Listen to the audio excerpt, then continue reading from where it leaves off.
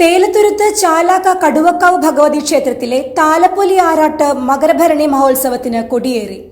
ഒരാഴ്ച നീളുന്ന ആഘോഷ പരിപാടികൾ ഫെബ്രുവരി 5-ന് സമാപിക്കും. തേലത്തുരുത്ത് ചാലാക്ക കടുവക്കാവ് ഭഗവതി ക്ഷേത്രത്തിലെ താലപ്പൊലി ആറാട്ട് മകരഭരണി മഹോത്സവത്തിന് കൊടിയേറി. ബ്രഹ്മശ്രീ കൊടുങ്ങല്ലൂർ സന്തോഷ് തന്ത്രിയുടെ മുഖ്യ കാർമ്മികത്വത്തിലായിരുന്നു കൊടിയേറ്റ്.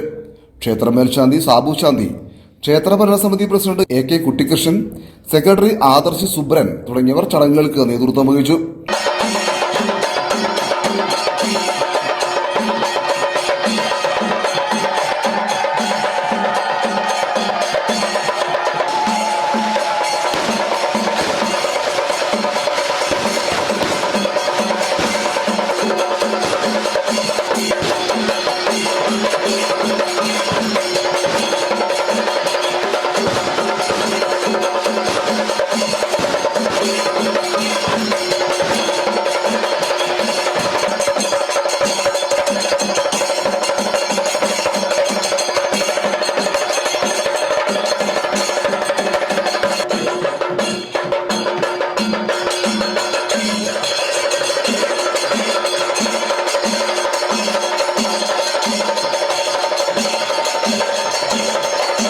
നൂറുകണക്കിന് ഭക്തരാണ് കൊടിയേറ്റ് ചടങ്ങിന് സാക്ഷ്യം വഹിക്കാനെത്തിയത്.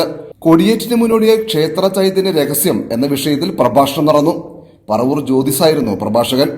രാത്രി 8-ന് കൈകൊട്ടിക്കളിയും അരങ്ങേറി.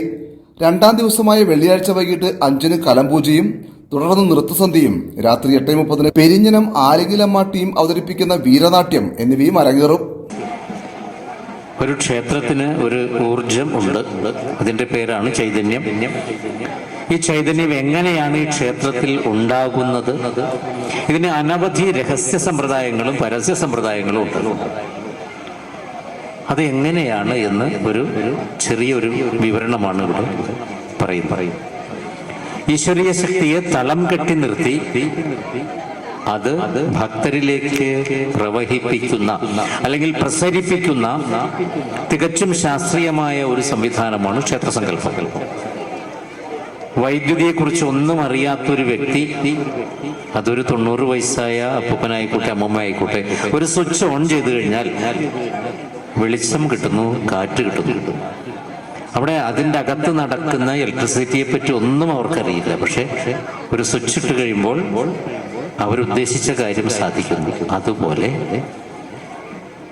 പല പ്രശ്നങ്ങളും തടസ്സങ്ങളുമായി നമ്മൾ ദേവതയുടെ മുമ്പിൽ വന്ന് പ്രാർത്ഥിക്കുന്ന സമയത്ത് നമ്മളുടെ ഓരോ വ്യക്തിക്കും ഓരോ തരത്തിലുള്ള ആഗ്രഹങ്ങളാണ്.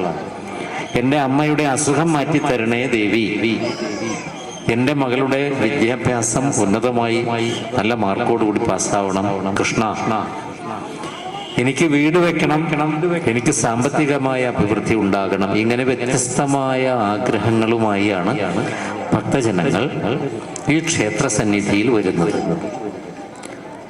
ആ കാര്യം ഭക്തജനങ്ങൾക്ക് സാധിക്കണമെങ്കിൽ അനവധി കാര്യങ്ങൾ അതിൻ്റെ അകത്ത് സംഭവിക്കുന്നത്.